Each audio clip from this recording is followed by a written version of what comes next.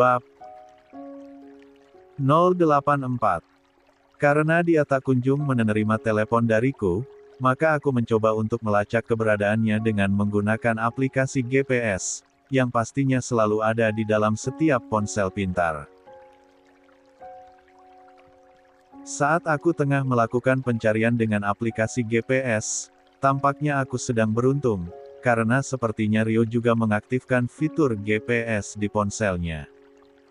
Aku menemukan keberadaannya, yang ternyata tak begitu jauh dari tempatku berada saat ini.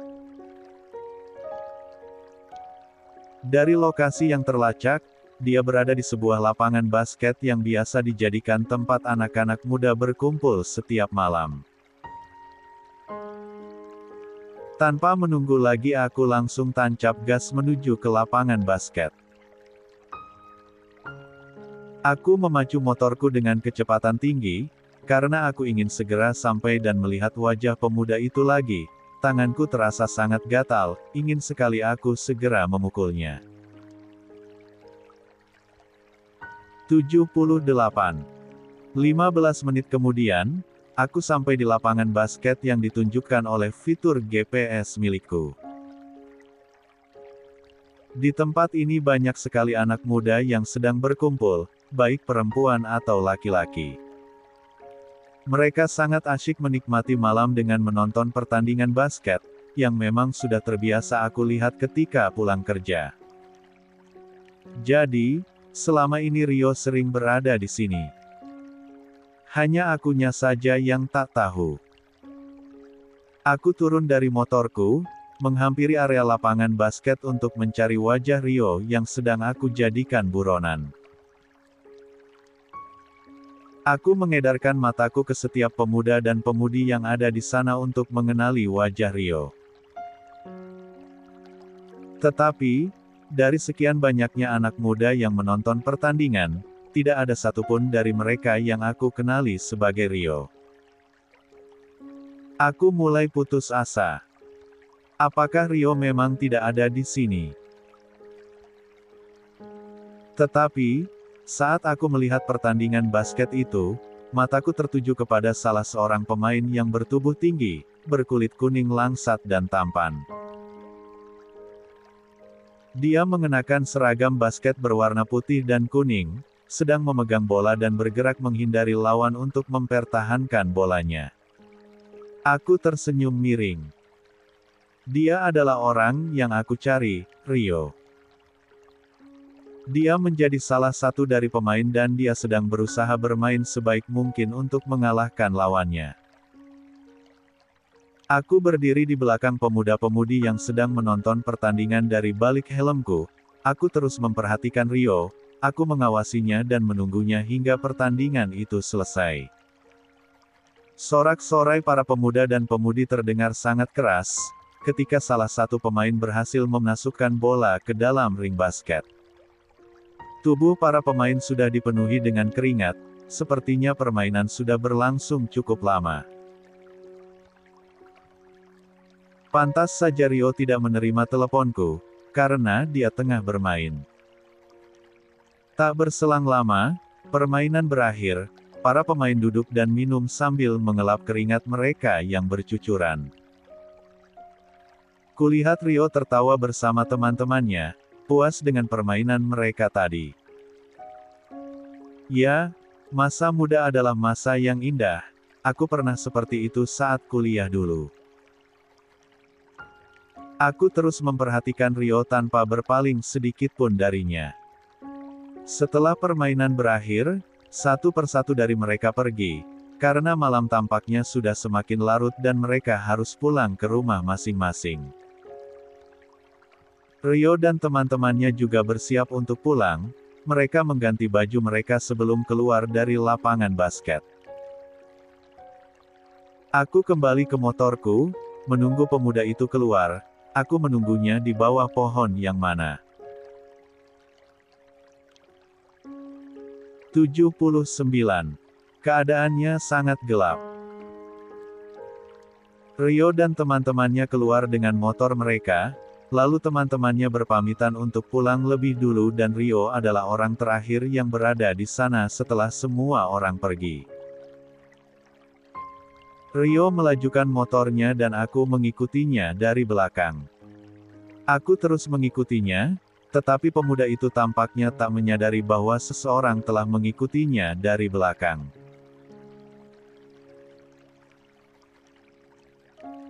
Dia tampak sangat santai memacu motornya dengan kecepatan sedang.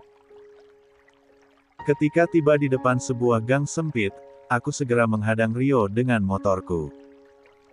Motor pemuda itu berhenti dengan mendadak, karena motorku menghalangi jalannya. Rio membuka helmnya dan menatapku dengan ekspresi kesal. "Lu siapa kurang? Kerjaan banget. Kalau gue tabrak motor lu, gue bisa repot." Rio marah-marah padaku. Aku tidak menjawab apapun, aku hanya terus menatapnya dari balik kaca helm. "Hei, lu budek ya? Atau dungu? Kalau orang ngomong itu ya dijawab, jangan cuma diam aja, atau jangan-jangan lu bisu ya?" Rio semakin terlihat marah. Pemuda itu turun dari motornya dan menghampiriku. "Gap!" Rio mencengkeram kerah jaketku dan menarik tubuhku, hingga aku hampir terjatuh dari motor. "Hei B asteris asteris asteris asteris asteris asteris lu emang gak ada kerjaan? Lu emang mau celakain gue apa gimana? Tiba-tiba main hadang di depan gue, lu cari masalah sama gue?" Rio memarahiku, sorot matanya tampak marah. 80. Aku mendorong dadanya, hingga dia sedikit menjauh dariku, lalu aku turun dari motor dan berdiri berhadapan dengannya. Tinggi kami hampir sama, aku masih sedikit lebih tinggi darinya. "Lu siapa sih?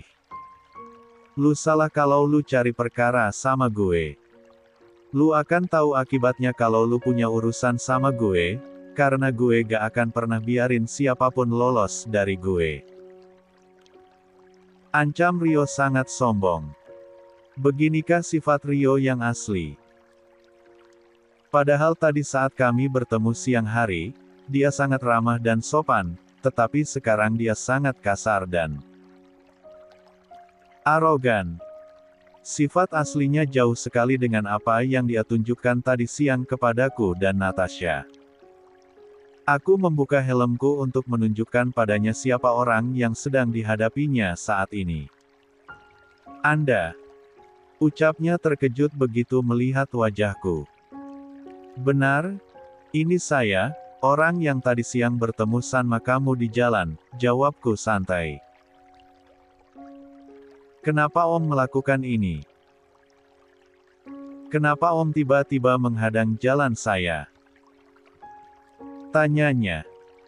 Saya nggak akan pernah melakukan tindakan bodoh, kalau orang tersebut enggak memiliki urusan yang harus diselesaikan dengan saya, jawabku. "Urusan? Tapi urusan apa? Saya dan Om baru bertemu tadi siang, mana mungkin kita memiliki urusan yang harus diselesaikan?" Rio terlihat bingung. "Urusan kita bukan baru-baru ini, tetapi 5 tahun yang lalu dan saya baru mengetahuinya sekarang," jelasku.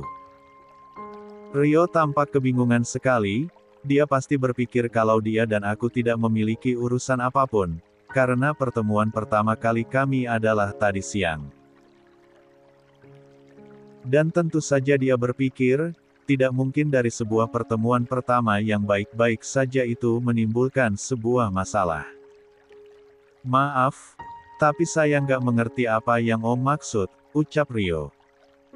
"Urusan kamu memang bukan dengan saya secara langsung, tetapi dengan istri saya.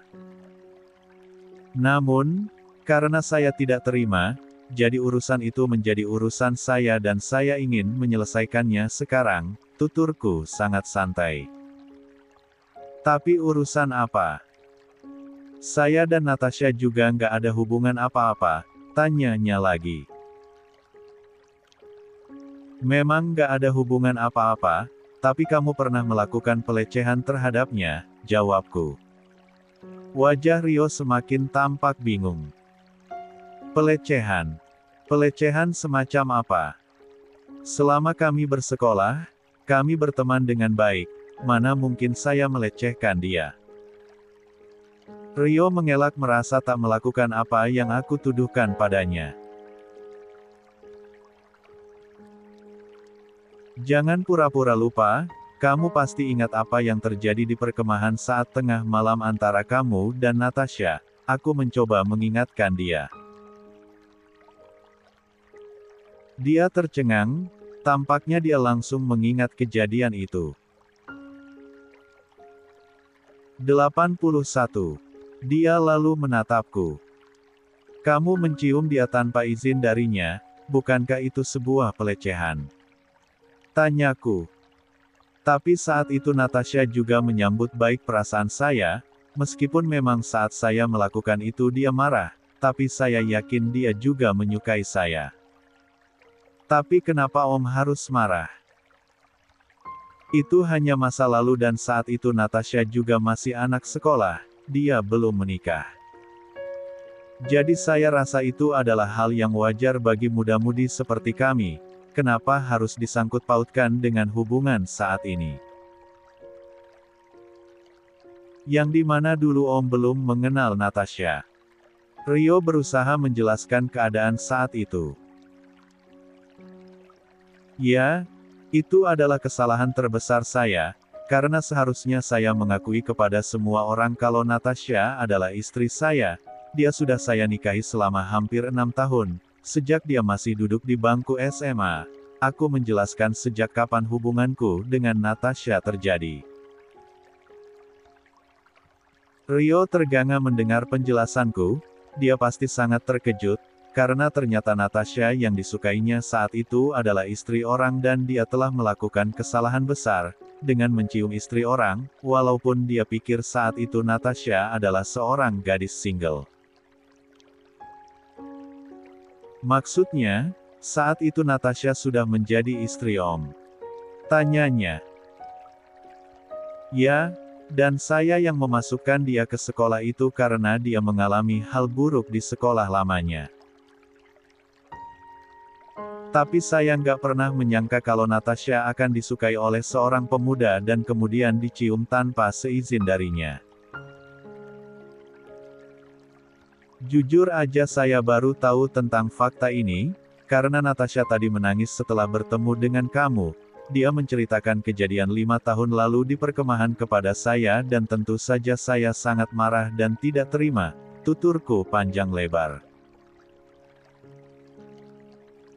Saya kan nggak tahu kalau Natasha itu istri Om, saya pikir dia hanya siswi biasa, jadi saya memberanikan diri mengungkapkan perasaan saya padanya dan melakukan itu karena saya pikir itu wajar. Rio kembali membenarkan perbuatannya.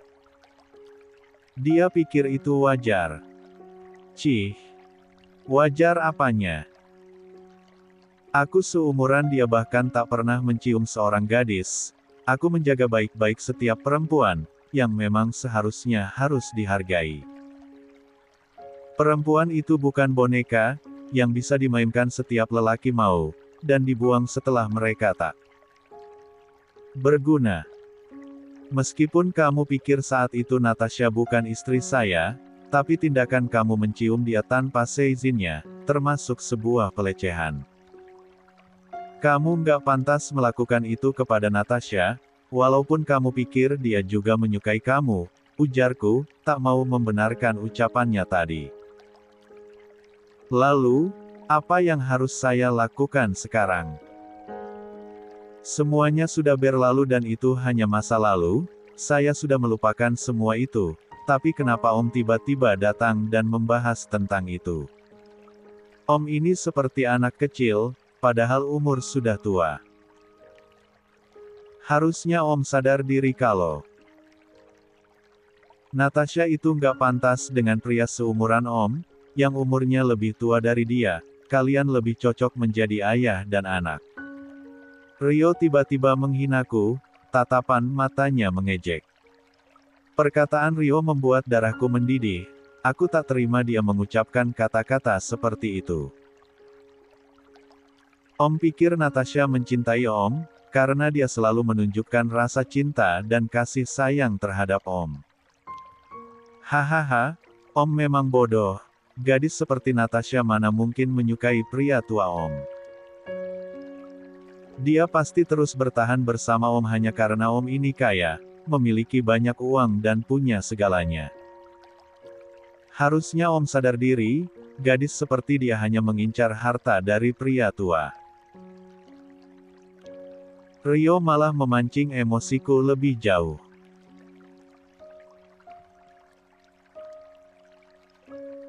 "82. Dia semakin keterlaluan, tak ada hormat sama sekali kepada orang yang lebih tua." Rio tertawa keras seolah mengejekku, kepedean, karena dicintai oleh gadis muda seperti Natasha. Rio membuatku semakin marah, tanganku mengepal, aku merasakan darahku semakin mendidih dan emosiku memuncak. Baf! Kepalakan tanganku menghantam pipinya, Rio terjungkal dan terduduk di aspal. Rio memegangi pipinya dan menatapku tajam. B**********. Dasar om bego. Gak tahu diri. Cih. Rio mengumpat menghinaku, dia juga meludah. Jelas saja aku semakin marah mendengar umpatannya itu, aku mendekat padanya dan kembali memukul pipinya. Tetapi, rupanya Rio tak terima aku memukulnya. Dia balik melawan dan kami terlibat duel di jalanan yang sepi dan cukup gelap ini. Aku dan Rio saling menyerang, aku yang sudah dikuasai dengan emosi menghajar dia secara membabi buta. Rio tak mau kalah dariku, dia juga melakukan apa yang aku lakukan. Baf! Pukulan Rio mengenai pelipisku. Pukulannya lumayan keras, tapi aku tak merasakan sakit, aku malah semakin ingin menyiksanya. Baf!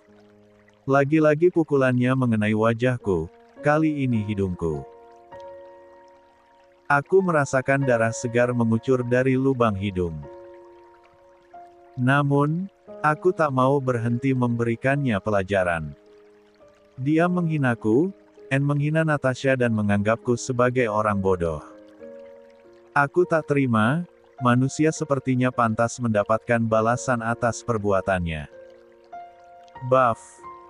Aku memukul bagian perutnya. Dia kesakitan. Aku menarik kerah bajunya dan mendekatkan wajahnya padaku. Kamu pikir kamu berurusan dengan siapa, heh? Kamu pikir saya ini hanya orang kantoran yang cuma tahu memainkan komputer dan berkas-berkas. Saya juga bisa berkelahi, jadi kalau kamu bilang saya salah berurusan dengan kamu, itu kebalik, justru kamulah yang salah berurusan dengan saya, ucapku dengan tatapan nyalang padanya. Saya bisa memaafkan kamu tadi, jika kamu bersikap sopan dan meminta maaf dengan tulus, bukan terus membenarkan perbuatan kamu. Kalau kamu bersikap bailek, tentu ini gak akan terjadi, tapi karena kamu menghina saya dan Natasha, saya gak bisa menahan diri, dan inilah yang terjadi, tambahku. Aku sungguh dikuasai emosi, aku merasa jiwa psikopatku hadir lagi. 83. Yang aku rasakan adalah ingin melihatnya terkapar dan tak bernyawa. Brengsek. Umpatnya tak takut sama sekali. Tangannya bergerak dan kribebebe. Dia menusukkan sesuatu ke bahu, lalu dia mendorongku hingga aku menjauh darinya. Rio tanpa basa-basi gegas naik ke motornya dan pergi tancap gas. Akheh. Erangku. Aku merasa bahu kiriku sakit, aku melihat bahuku mengeluarkan darah segar, pisau belati masih menancap di sana. Sial. Dia ternyata membawa senjata tajam. Umpatku, dengan meringis kesakitan. Akheh. Aku bangkit dari dudukku, meraih helm dan segera memakainya. Aku segera pergi pulang ke rumah tanpa melepaskan pisau yang masih menancap di bahuku. Karena jika aku lepaskan, maka darah akan semakin banyak keluar, aku bisa mati kehabisan darah.